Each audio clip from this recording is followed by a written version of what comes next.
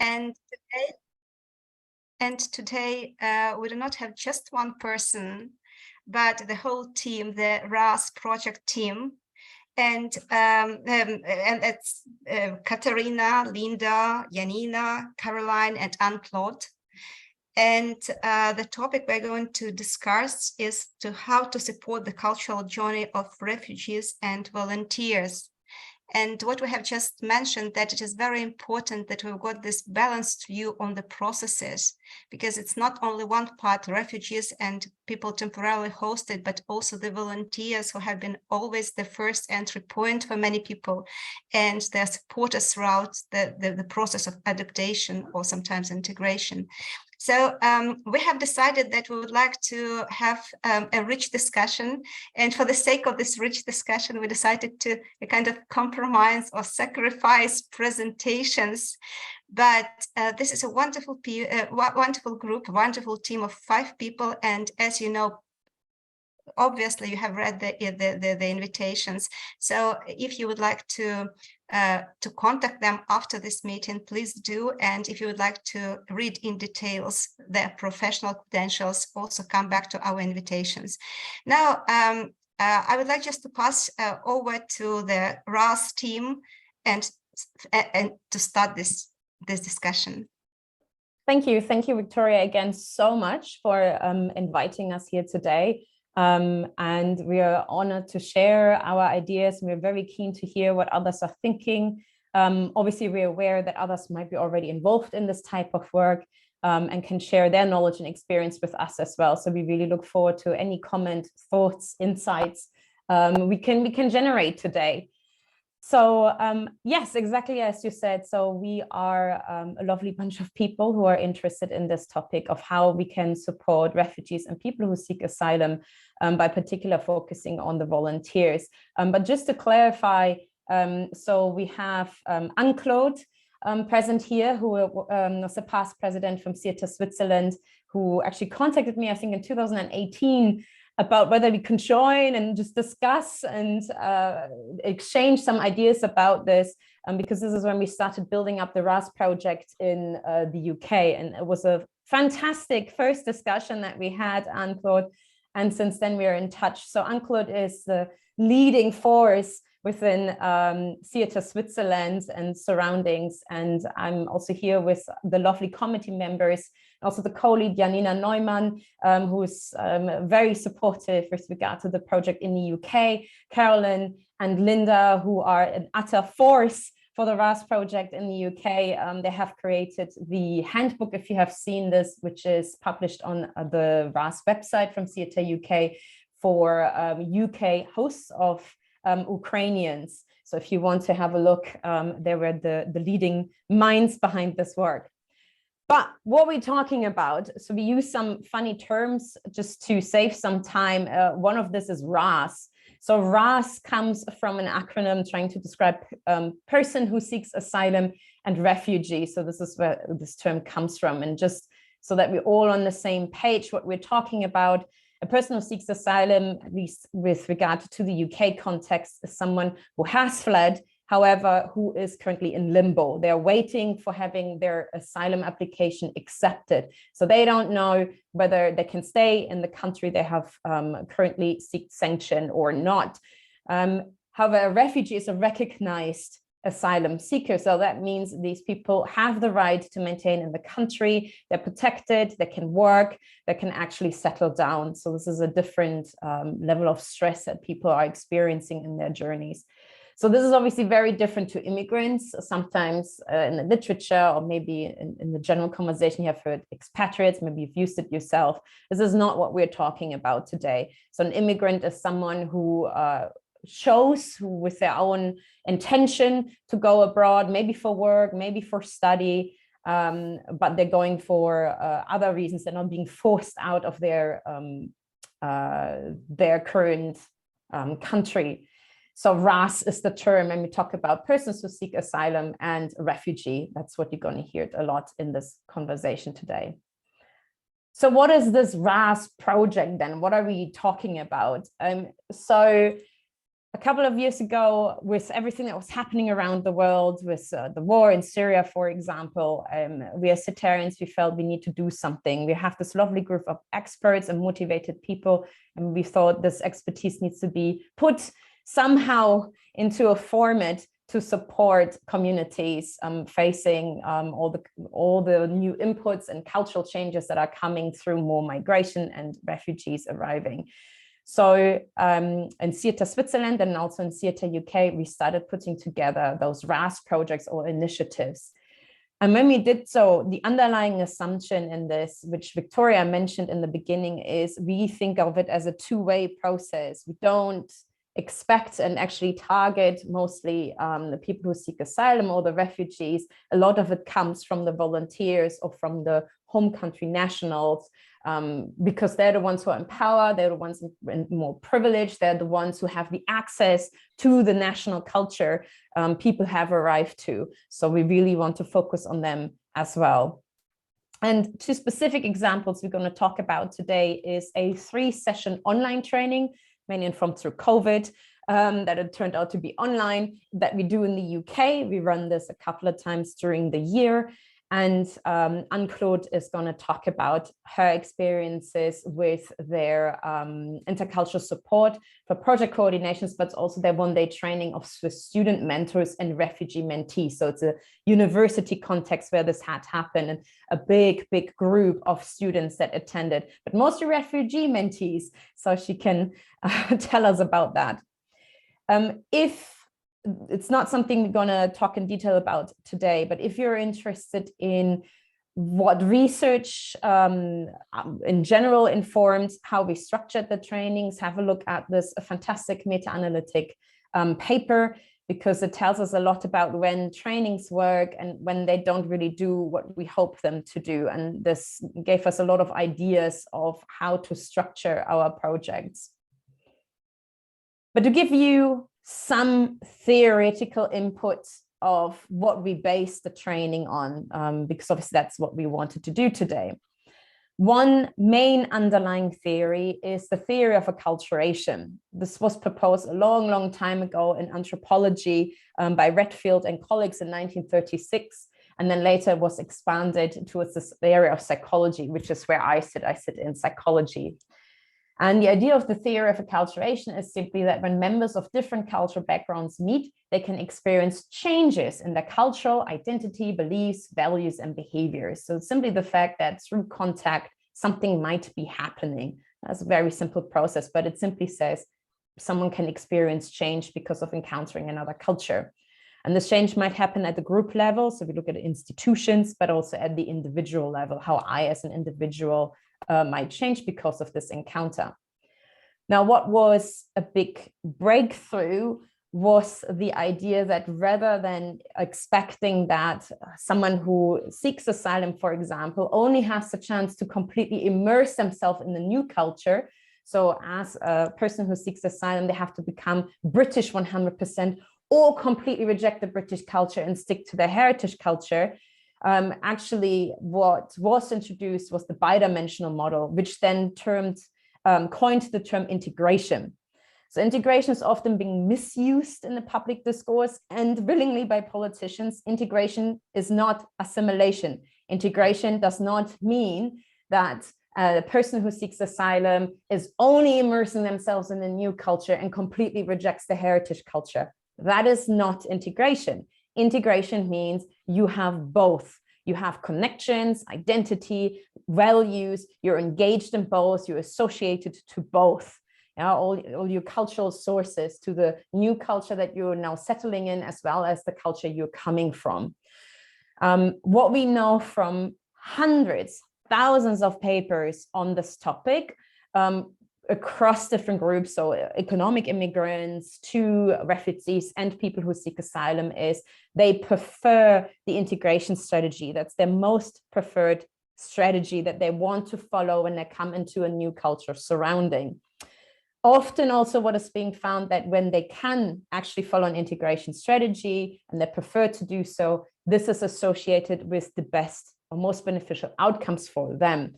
So what do I mean by this? Beneficial outcomes are assessed with things like, for children, they do well at school, they have low levels in anxiety. It can be for adults, also low levels of depression, again, anxiety. It can be even to the extent of suicidal thoughts. So it can be quite severe. So integration is the stuff that buffers against this. And as well as those who are integrated do very well and fit into their new surroundings. So they report less problems in their new surroundings, finding a job, making friendships, conversing in conversation. But what about majority members? So what about, for example, a white UK national? And I'm asking this because a lot of the volunteers that we're looking at are nationals, are those who obviously have a right to vote, for example, are being perceived as people who have more power than a person who seeks asylum, because they obviously have the right to stay. They can buy a house. They have a lot more rights. So do they change? What happens to them? As a volunteer, you have contact to the RAAS members that you're supporting, maybe on a quite frequent basis, maybe not on a weekly basis, but still quite often, maybe online, maybe face-to-face, but they have contact. Now, this is where now more latest research is coming in, which I'm heavily involved in for the last 10 years, is saying that actually we expect people who we consider the majority because of the basis of they are nationals, also on the basis of race. Obviously, in the UK context, when you're white, you're being seen as facing less discrimination, that these people can also undergo acculturation because they're engaging in another culture. And what we have found in our research is it's the same as we found for immigrants, is that integration is the most preferred strategy. Whether people are aware of this, we don't know. But if we assess it, at least with psychological measures, we do find that even majority members prefer to integrate towards other cultures they experience in their own environments. And we also know that this is associated with the most beneficial outcomes, meaning even causally, when a white English national follows an integration strategies towards other cultures, it is causally over time related with them supporting multiculturalism. So a policy idea, to have other cultures be accepted in the larger society, that they are allowed to maintain their heritage culture, allowed to participate in the larger society. Now, how do we translate this then into training? Obviously, this is why we're here. So this is an exercise we do as part of the UK program in session 3. So before, in the previous 2 sessions, which happen, so the training goes over 3 weeks, every Saturday. So we have 2 prior online sessions before we go into this with majority members and the volunteers, because obviously people need to be aware that they actually have a culture. To understand what this is, we talk about acculturation, we talk about acculturation strategies, we use different terms, but this is obviously the concepts is what we talk about. And then we show them this. We show them there can be 4 potential strategies that you can follow in your approach in your volunteering. And when they look at these, we ask them, which of these 4 strategies do you currently follow? Do you follow the learning strategies, saying the refugees cultures are so exotic and interesting, much better than the British culture? I want to immerse myself in it. Is it individualizing, where maybe a volunteer says, hey, you know what, I don't see culture, I don't see color, I treat all refugees just as individuals, we're all human beings? Or is it a supporting strategy, mainly with a goal to help them settle? So I mainly try to explain what the UK is all about. They need to know how we work here so they can settle well. Or do they follow a combined learning and supporting strategy? So saying things like working with refugees makes me actually want to better understand British culture and their culture, because that makes me understand how maybe when there are struggles in our conversation or why they behave in a certain way versus how we behave, if I have a better understanding of British culture and their culture, that helps both of us. Our second question to our volunteers then is, which strategies do you actually think is most likely to be effective in creating good rapport with RAAS, as well as in supporting the integration to national culture? So which one is actually effective in relationship building and actually helping RAAS members to integrate, maintaining their heritage culture as well as adopting towards the new culture they're now settling in. And then the third question gives a last nudge, which is, which strategy do you think is most effective for you in helping you as a volunteer to grow as a person? Like what strategy do you think is doing the most to you personally, your personal journey? And after we then have some discussion, what most volunteers realize is that this combined learning and supporting strategy is the most efficient to meet all the two needs described in question 2 and 3, because it allows to create rapport by showing interest in the other culture, talking about the other culture, exploring the other culture, but also your own culture to make sense of what are potential cultural differences and similarities.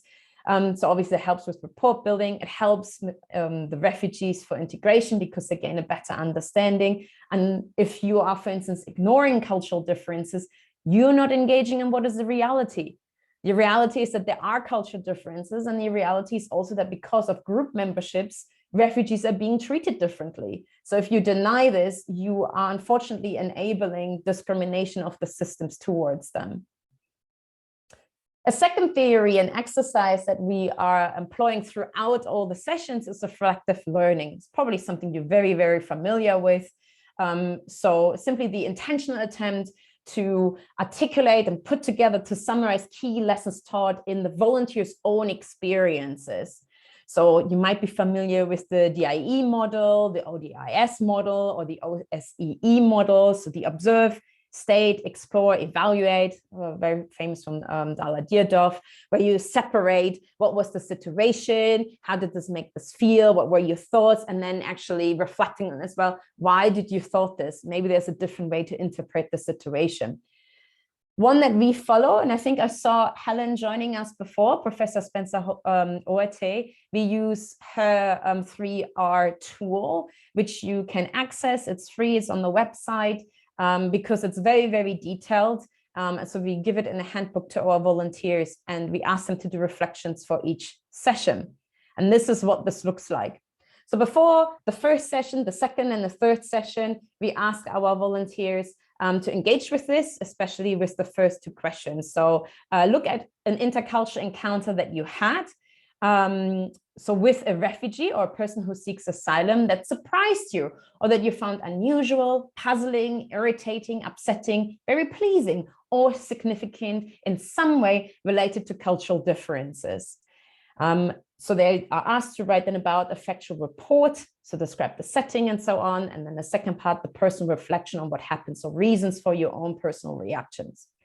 Then we have our sessions. We give them input. We tell them ideas, what is culture, we have discussions about it, we talk about active bystander, we talk about privilege, all of these elements. And then we ask them, okay, reflect on that encounter again, thinking about colleagues' comments and interpretation. So right at the end of the session, we say to them, reflect now on this again, the same encounter. Would they have done, your colleagues done the same thing, or would they have acted differently? On number 4, reevaluate what have happened based on everything that you now have heard. Can you make new sense of it? How would you react next time? So it's really trying to actively apply the input we give them to a scenario they have faced, or to a personal experience, thinking of an action plan. What could you do differently, or maybe repeat a good behavior next time you're facing it? That's the hope behind this. So now that I gave you all underlying theories and the 2 underlying exercises that we're using throughout the trainings, I now invite my lovely committee members, as well as Anne-Claude, to talk about their experiences as part of the project. Thank you, Katharina. Hi, everyone. I'm Janina Neumann. I'm a creative director and intercultural trainer. So when I joined the RAAS project nearly 3 years ago, I was relatively new to intercultural training. And through the personal connections, I had some insights into the realities and challenges of living in the UK as a RAAS member. And throughout being on the project team, the RAAS project has really helped me become more self-aware, but also guided me on my own cultural journey and applying the skills and kind of the perspectives of nurturing the connections that I have with the RAAS members as well. and it's also given me an outlet to give back. And through the amazing connections that I've made through the RAAS projects, it's also helped me improve my confidence, which has allowed me to be involved in delivering intercultural training sessions, becoming co-leader of the RAAS project, and assisting John Twitchin with the guide on communicating with Farsi speakers. Thank you. Thanks, Janina. Hello again. I have a community development background, which essentially means supporting communities to use their own internal resources to build their own capacity, and information can become key to that. I felt that we were, a group of us decided to take this forward for the Ukrainian refugees by developing a practical guide. And the guide was for the hosts and the refugees themselves. It's called Insights into Ukrainian and UK Culture. And it has been very well received. And it offers a brief overview of Ukrainian history and geography, some features of everyday life, some cultural and communication differences. In addition to that, and Caroline will talk more about this, that there's a more specific cultural aspect to it. And taking forward the information aspect, I also developed a resource guide which has information that will be of benefit to the volunteers, to the refugees themselves, to third sector voluntary organizations. I must say I have found it to be an incredibly interesting and pleasurable participation in the RAAS committee. Thanks, Linda. May I just add, with the guide that Linda and Caroline have created, this is also endorsed by, and Linda, please correct me, I think it was an Ukrainian group in Edinburgh that supported the content. So we really tried to, obviously was quickly created to, not just on our ideas and online research, but actual people from the Ukraine who are living in the UK to see, is this right, the content that we're presenting? Yeah, so that was fantastic. And Victoria also, Victoria lent her expertise to it as well. Thank you.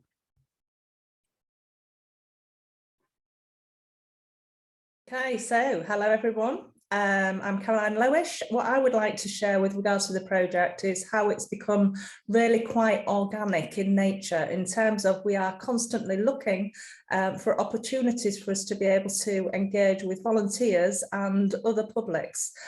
At the moment, building on what we did in terms of the Ukrainian work, we're working with schools. So we are gathering feedback, etc. It's the school that I'm currently working with is Winterton Community Academy, with the notion of providing them with training, which of course is going to be bespoke to them because they're working with children. So the aim of that is for us to be able to encourage them to share what their challenges are, identify what the potential causes of that may be, and also gaining some kind of insights into the kind of culture and communication skills that might help them moving forward within the schools, to help the children, to help the families, and of course to help the classroom staff. Thank you.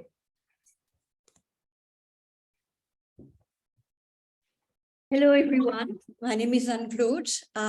As Katharina mentioned, in 2018, we had a long heart-to-heart conversation about what we were planning to do in Switzerland. It started with an approach from the Swiss University Students' Union, who had set up a project to support the integration of refugees within universities, within 18 universities and colleges of advanced education across Switzerland. And decided that it might be a good idea to reach out to SIETAR Switzerland to act as intercultural expert and resource. Frankly, I think because the first year of the project, they had some glitches, and it turned out they did. So our role was identified with the Students' Union as, first of all, supplier of a a toolkit which would be used on their website for this project of resources and articles for self-learning. Second was the delivery of online sessions in French and English, which was during the COVID period. So obviously everything was online. And then at the end of the COVID period, we actually run one-day face-to-face intercultural training program in Swiss German, which included some case studies which we had developed specifically based from intercultural incidents or feedback we had received from the project leaders for the team. During that time, I must say it was very interesting. We were very happy to benefit, obviously, from the exchanges with Katharina, but also we learned a lot about the management of these types of projects involving multiple stakeholders with multiple expectations. I'm sure you probably have an idea about what I mean. More recently, as a result of this project, this is something that you may already have heard about. We have been approached by one of our other institutional members, the University of Bourgogne, who participates in a European universities project, which output will be a kit of information and training materials for volunteers and professionals dealing with the integration phase of refugees, the first phase of learning and integration. The kit we are hoping will be out in the fall. It's good news that it will be free. And we are hoping to work with David from the University of Bourgogne to have some better testing, or at least to create a group which will exchange on the use of the tool, what we find may be difficult, what we find maybe need to change. Basically, what we've learned from the first project is that exchanging and adjusting are part of the norm, and I think it's something that we will continue to do. The last thing I'd like to say at this stage is, if you want to hear more about the Swiss Universities project, go on the SIG migration web pages, and you will find I have some articles about what some of the challenges were. It's always good to be prepared, and also what some of the outcomes could be. We're happy to share any information we have. And I must say we have great support from our board, who has voted to have the subject of refugee integration in its courses, but also as one of the topics in its next Congress in 2025, and who has followed up with setting aside a small budget to support the volunteers who are working. Right now, we have two coordinators, one for the Swiss-German region, Sibyl Gans-Cochlin, that some of you may already know of. I'm coordinating for the Swiss-French region. And we also have a French-speaking discussion group, which has just been set up and will meet at the end of September. This will be a joint event with SIETAR France. So if you want to hear about that, I'm again happy to share the links. Sorry, Katharina, it's really hard to keep it to 1 minute. It's okay. A lot of information. And again, if you didn't catch that, remember the session is recorded and you can always get in touch with all of us. But now we want to hear from you, what your thoughts are on this, what you know, what you have experienced. So we have some discussion rounds prepared in form of breakout rooms that we're going to put in, what we will put you in. And the first question is, what potential challenges do RAAS face in your particular country? So not in general, not across countries. It's really, what do you know about, what is the situation like in your country that are different to international students, or what we often call expatriates or economic immigrants. And I will just maybe take a picture of the question so you have it, so you remember it. So again, what potential challenges do RAAS face in your country that are different to international students and expatriates? And then I will close this presentation and put people into groups. Katharina, first of all, thank you very much for this great presentation and inputs from every member.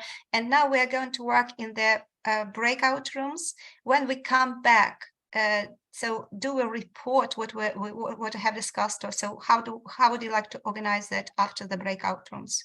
Yes, then we ask you obviously to come back and report whatever the group has discussed, what key points might have come out of it, because we're very keen to hear obviously whether challenges are the same, whether they're different, and how country specific it might be or not. Yeah. All right. So how much time do we have for this? I mean, now it's a bit short. I would say maybe roughly 6 minutes, 6-7 minutes. I will create 4 groups. Yeah.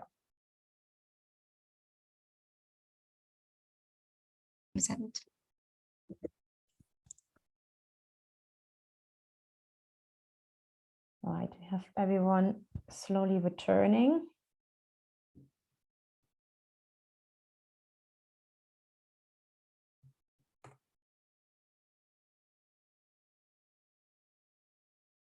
We still have a few who are holding on to their rooms. Room 2, very engaged. Room 4, yeah. They're holding on. They will be cut off mid-sentence. Yeah, we'll see what the discussion is going to be about. One more second. There you go. People have been forced to come back. So if, oh, sorry, I thought this, you can read this question. I just tried to repost the question into the chat. What are thoughts if the different groups, either if you want to post it, oh, it just doesn't work. If you want to post it in the chat, feel free to write key elements, insights you gain from this discussion in the chat. Or if you want to speak for your group, feel free to unmute and do so.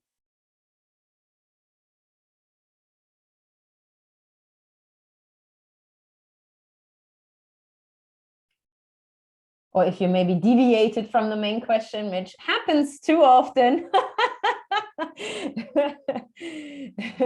If there are other elements you want to discuss, then you can do that too. Yeah, I can talk for our group and anyone jump in if I miss something, but we only really got to cover 3, and there's probably what someone mentioned is that there's more than what we could probably discuss, but one was finding accommodations, and the other one was like finding work and also access to mental health. So all of those things, the accommodations, you know, yeah, depending on, you know, even for like international students in the Netherlands, at least international students are having a lot of trouble finding housing with that alone, but also if you're, for us, that would be challenging finding work and facing maybe discrimination from hiring managers or landlords too, the housing thing and the mental health. Yeah, they've gone through some really traumatic experiences possibly and are suffering from loss and grief of, you know, maybe never going back to their homeland or seeing their family again. And yeah, just like how do you access those resources? How can they access those resources and those kinds of things? Or are they even available to them in their languages that they speak, and all these kinds of factors? Yeah, no, thanks, Clarissa, absolutely. So one of the things too, which you're probably all aware of, is in what stage they're in. Have they just arrived? And exactly as you said, then housing, access, what's their status, application. Like I saw in the chat, Maslow's pyramid, the needs pyramid, absolutely. And then I see here having the educational level, thoughts about the educational level, similar challenges, okay, identified, but RAAS members to a greater degree. So maybe housing is important for students and RAAS members, yet obviously RAAS members face a much more challenging and hostile environment to find housing, how the general public is reacting towards them, obviously depending on what type of group of asylum seekers or refugees you are, absolutely. So one thing we are very much aware of is, and this is one reason, at least in the UK, where we're not directly working with RAAS members, is the PTSD. People need therapeutic access first. We can't do any trainings like this until people can actually be in the presence, can reflect on their experiences without experiencing intense levels of anxiety. And that's just too dangerous.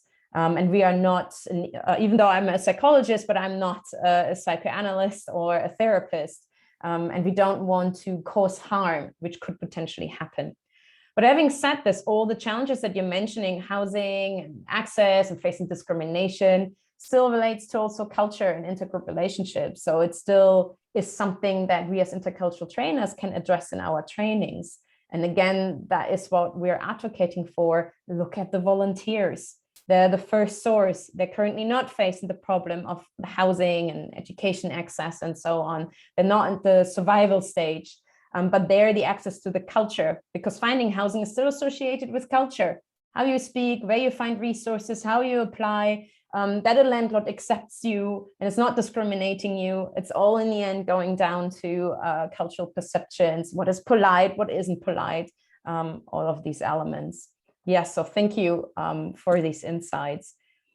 So we have a second question for you. We have a few more minutes,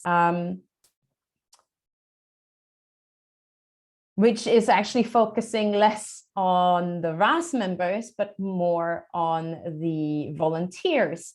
And the question is, and I will open this up, just give me a moment. There we go.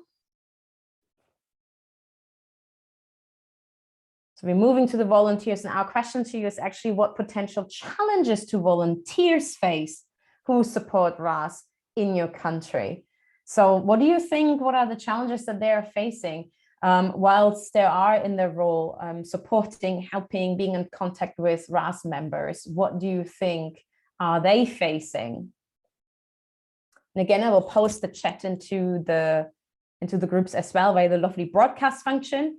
But I will put you into the groups now.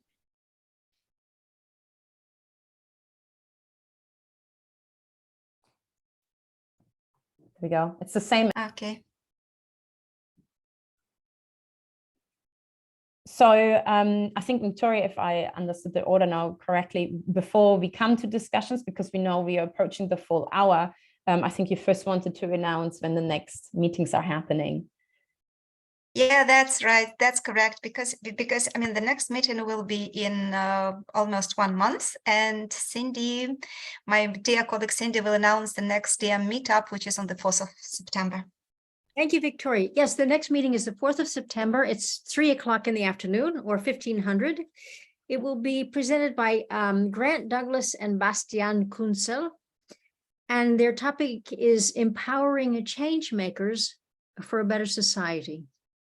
Mass customizing learner journeys in higher education. So empowering change makers for a better society on the 4th of September. See you all there. Yes, and of course the announcement will be 2 weeks before the event, with a couple of reminders. Okay.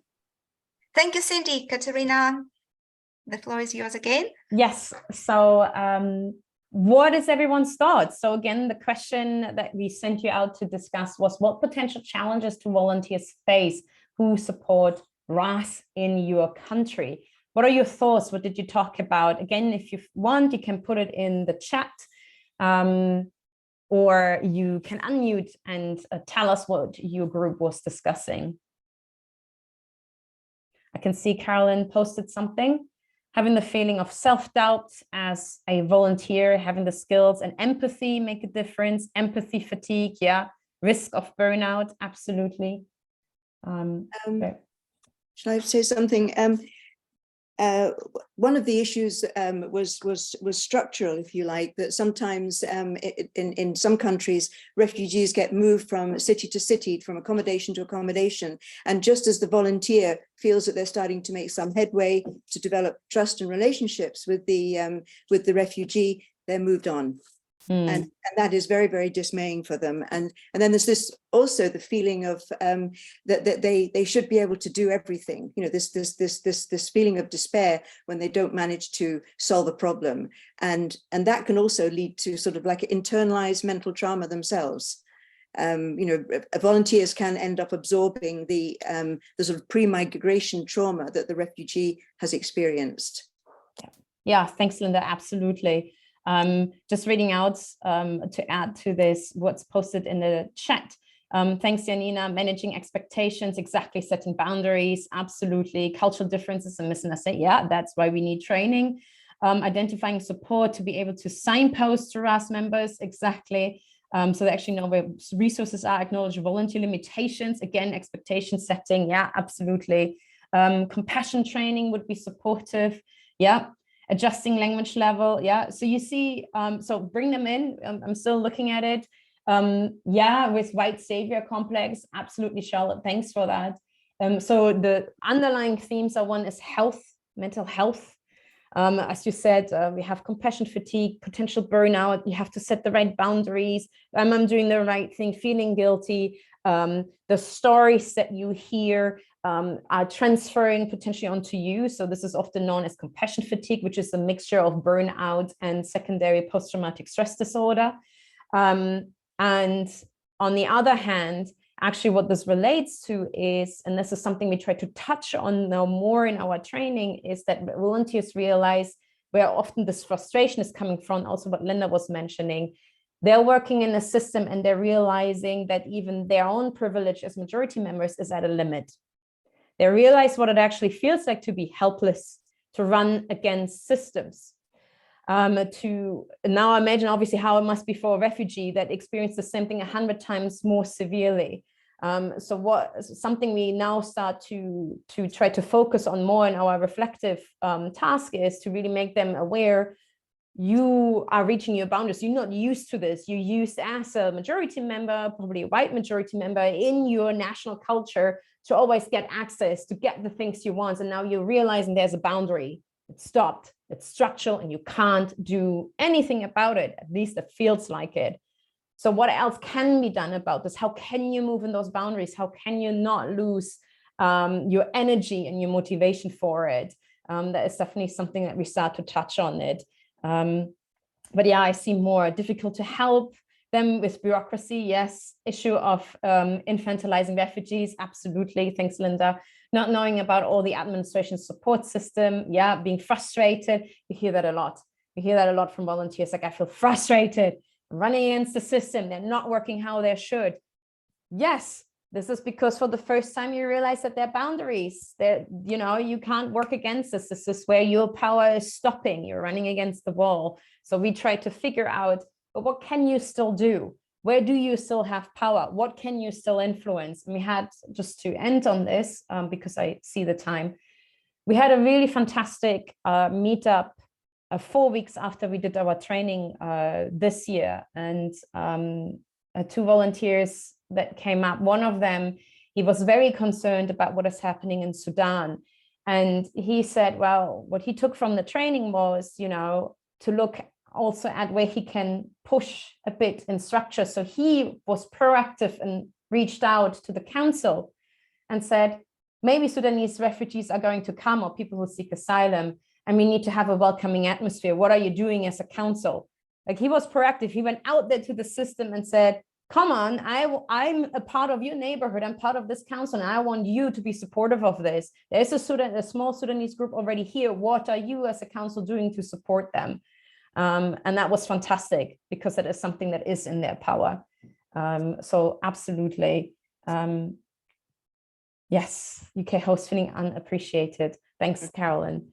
So these are all very deep topics, and absolutely, we're not claiming what we're doing is solving the issues or is the one road of doing things, but hopefully it's one of many paths, one of many tools we can provide, especially as a group from SIETArians, that hopefully help making systems and structures and volunteers better to face those challenges, because it's just going to continue.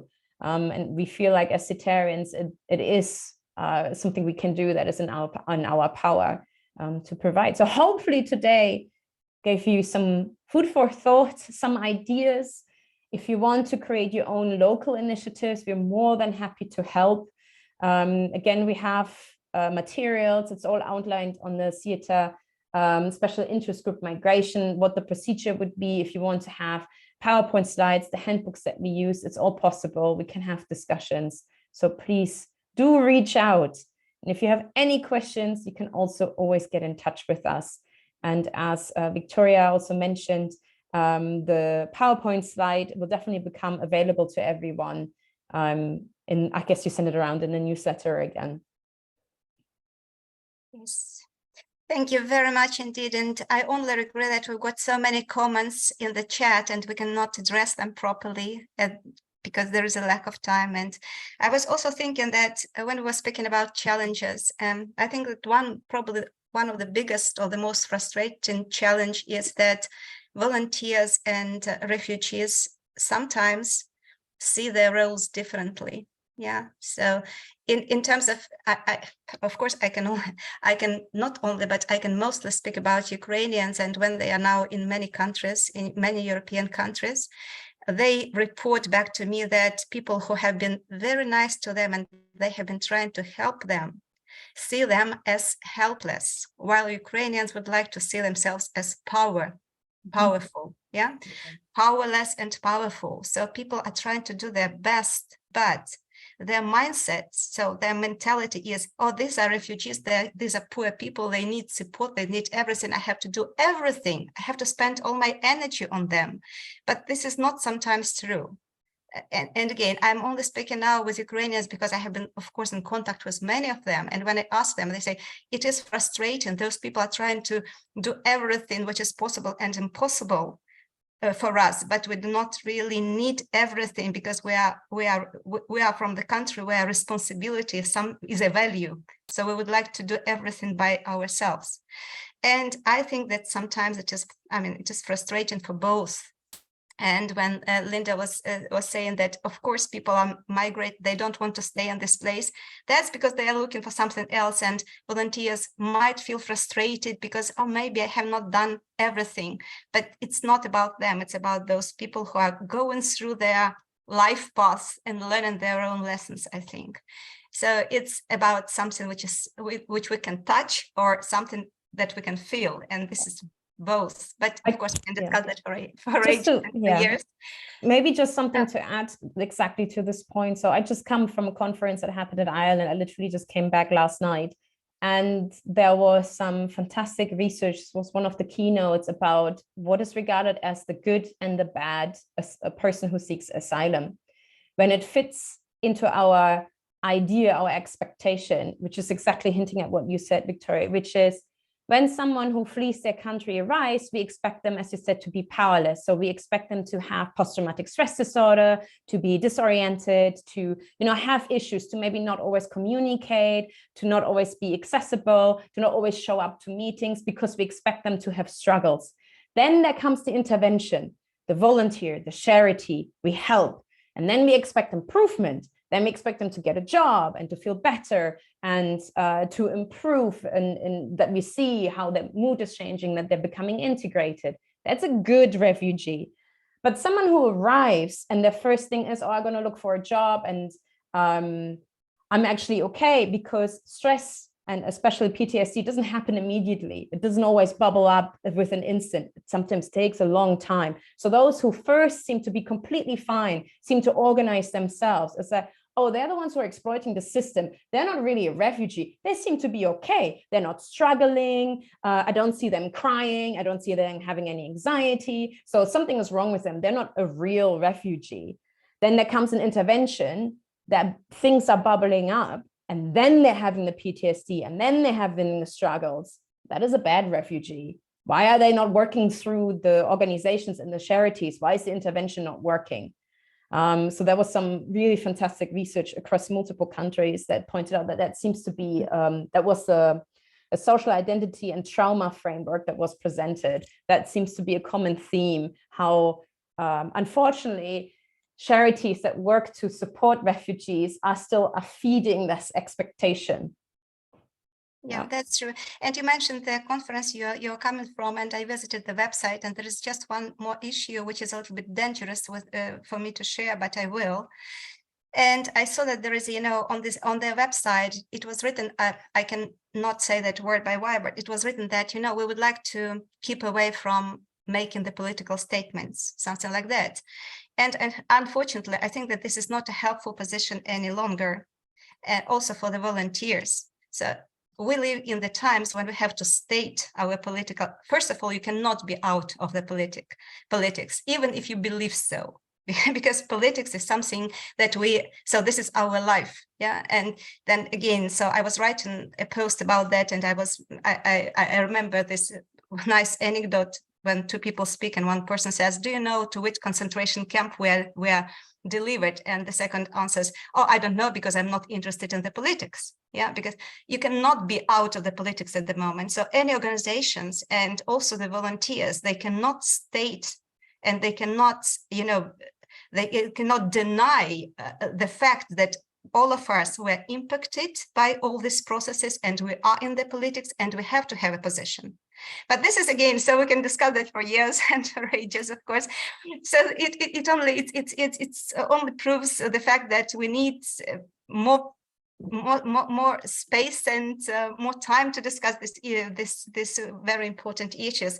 Today, we're coming to the end of our discussion. Thank you so much, everyone, thank you, the RAAS wonderful team, for your wonderful presentation and for the discussions you have facilitated, and thank you everyone who participated.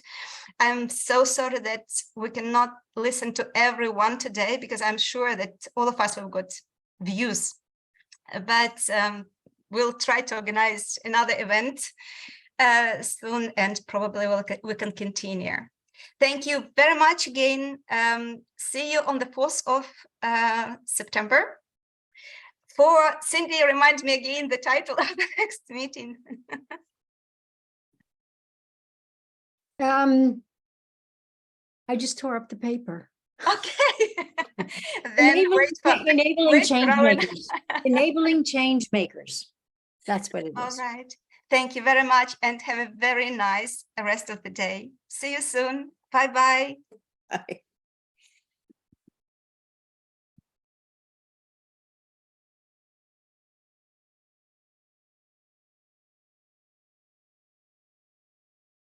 Okay. Okay.